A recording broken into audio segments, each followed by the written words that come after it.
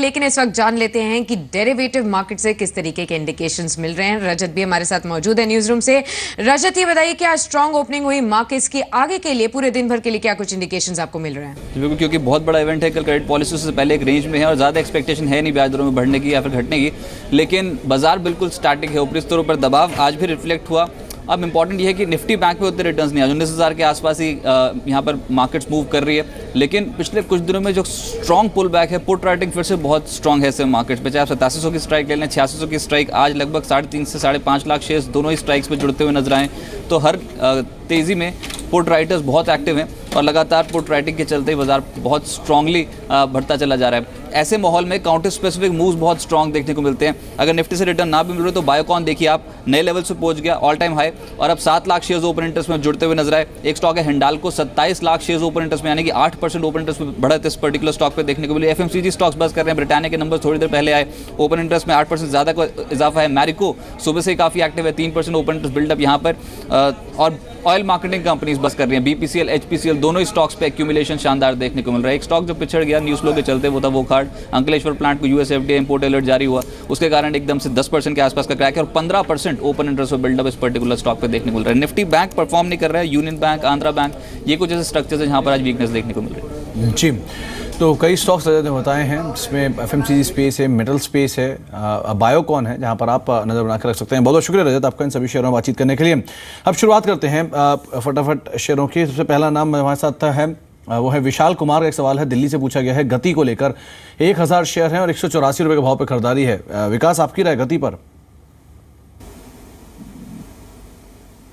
देखिए, गति एक लॉजिस्टिक्स का प्ले है और जीएसटी पे एक अच्छा उछाल देखा था। अब ये जो बाय ऑन रूमर्स और सेल ऑन न्यूज़ के अंतर्गत थोड़ी हमने प्रॉफिट बुकिंग जरूर देखी है, बट अगर लंबी अवधि का नजरिया तो बिल्कुल इस स्टॉक में जीएसटी इंप्लीमेंट होने के बेनिफिट देखने को मिलेंगे, तो मेरी राय में बने रहना चाहिए।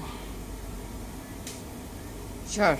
अगला सवाल ले लेते हैं। सोलापुर से महेश का ये सवाल आया हमारे पास और टाटा पावर पर ये जानना चाहते हैं। 300 शेयर्स हैं इनके पास और इनका परचेसिंग प्राइस है 72 रुपीज का। चंदन, टाटा पावर आपको कैसा लगता है और 72 के भाव से लिया हुआ है, इस के आगे की स्ट्रैटेजी इनकी क्या होनी चाहिए? जी देखिए, टाटा पावर इतना परफॉर्म नहीं कर रहा है। पिछले कुछ सप्ताह से यहाँ पे एक रेंज बाउंड टू नेगेटिव बायस में चल रहा है। हालांकि नीचे में इसने 70 के आसपास मल्टीपल सपोर्ट लिए और उसकी वजह से ये एक रेंज में ट्रेड कर रहा है।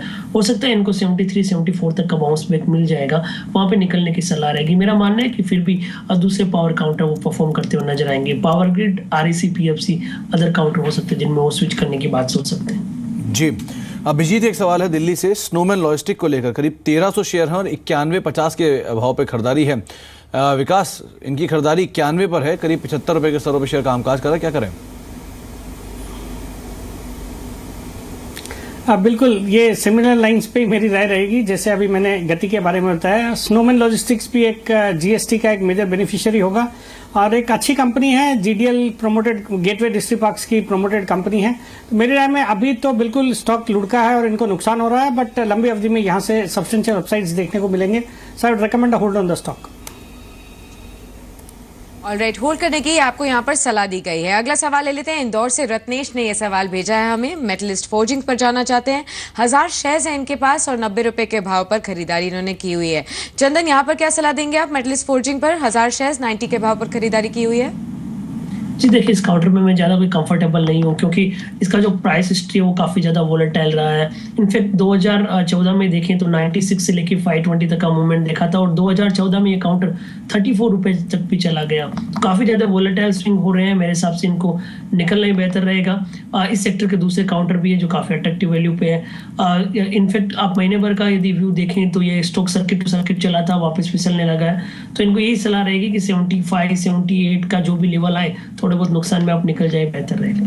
जी, एक सवाल केवल का है, वडोदरा से पूछा गया है। कैडिला को लेकर करीब 150 शेयर हैं और 335 रुपए के भाव पे खरीदारी है। विकास, कैडिला क्या राय रखते हैं आप? इन्हीं खरीदारी से तो ऊपर ही शेयर कामकाज कर रहा है, करीब 30-35 रुपए ऊपर है, लेकिन आपकी राय क्या है, शेयर में क्या करें? नहीं, इसमें भी अच्छी कंपनी है और जिस तरह से अब थोड़ा फार्मा में भी हमने एक मोमेंटम देखना शुरू किया है, मुझे लगता है यहाँ से बिल्कुल ये स्टॉक भी अच्छा कर सकता है। So I would recommend a hold on the stock. Hold करने की कैडिला पर आपको सलाह दी गई है। चलिए पुणे चलते हैं और पुणे से महेश का सवाल ले लेते हैं। मुंजाल ऑटो पर इनका सवाल है। 2509 शेयर्स हैं इनके पास, 107 की इनकी खरीद है। चंदन, मुंजाल ऑटो आंसरी स्पेस से आपको कैसा लगता है? 2500 शेयर्स के आसपास इनके पास हैं शेयर्स और 107 रुपए के भाव पर खरीदारी की हुई है। जी हाँ, देखिए स्टॉक काफी दिनों से कंसोलिडेट हो रहा है, लगभग 90 के लेवल को हर्डल बना रहे हैं और मेरा मानना है कि 90 निकलने के बाद इनको 107 और 120 तक के लेवल भी देखने को मिल सकते हैं। तो इनको रखने की सलाह रहेगी। थोड़ा सा भी फॉलो अप आता है तो इनको 15 से 20% तक के मौजूदा लेवल से रिटर्न मिल सकते हैं। जी, अतुल से बातचीत कर लेते हैं। राधा, सवाल औरंगाबाद से आया है। रुचिरा पेपर को लेकर 500 शेयर हैं, 84.50 के भाव पे खरीदारी है, 76.30 का मौजूदा स्तर है। विकास, आप क्या राय रखते हैं रुचिरा पेपर पे? देखिए, रुचिरा पेपर्स भी एक अच्छी कंपनी है। हाल ही में जो तिमाही नतीजे पेपर कंपनीज के आ रहे हैं वो काफ़ी अच्छे रहे हैं, भले ही वो जेके पेपर हो। तो मुझे लगता है इस स्टॉक में भी जिस तरह से पेपर सेक्टर में एक अच्छा उछाल देखा जा रहा है या परफॉर्मेंस में सुधार देखा जा रहा है, I would recommend a hold on the stock. जी चलिए, यहाँ पर बने रहने की ही आपको सलाह दी गई है। अगले दर्शक का सवाल ले लेते हैं। अहमदाबाद से हर्षिल मेहरा का ये सवाल है। बाटा पर जानना चाहते हैं। 50 शेयर्स हैं इनके पास, 587 के भाव पर इन्होंने खरीदारी की हुई है। चंदन, रिजल्ट्स बहुत इंकरेजिंग नहीं थे और 587 पर खरीदारी की हुई है, आगे की स्ट्रैटेजी? देखिए, रिजल्ट इतने ज्यादा कोई एनकरेजिंग नहीं थे और उसकी वजह से ये 615 618 के लेवल को होल्ड नहीं कर पाया। इनफैक्ट ये सेम लेवल पिछले लगभग 10-12 महीने से एक हर्डल का काम कर रहा है। इनफैक्ट अगस्त 2015 में भी इसी लेवल के आसपास काउंटर जाके और फिसला था, उसी लेवल को सप्लाई जोन बना रहा है। तो मेरे हिसाब से यहाँ पे ज्यादा कोई कंफर्टेबल मूव नहीं है, बट इनका जो बाइंग प्राइस है 570 के आसपास, वहां तक का एक स्विंग आ सकते हैं, वहां पे उनको निकलने की सलाह रहेंगे। शॉर्ट टर्म में यहाँ पे व्यू थोड़ा सा कॉशियस रहेगा, बट यदि इनका पोजिशनल व्यू है तो जरूर इस काउंटर में उनको मूवमेंट मिलता है।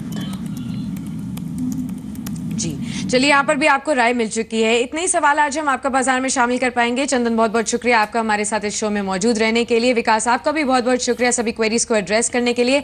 यहीं पर समेट लेते हैं आपका बाजार को। हमें दीजिए इजाजत।